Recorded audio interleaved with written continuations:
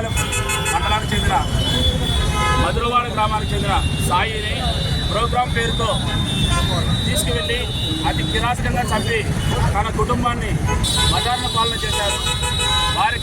వారిని ప్రభుత్వం ఆదుకోవాలి, కిరాతకులను అతి కిరాతకంగా శిక్షించాలి, అవసరమైతే వారిని ఉరి శిక్ష అమలు చేయాలని ఫోటోగ్రాఫర్లందరూ కోరుకుంటున్నాము.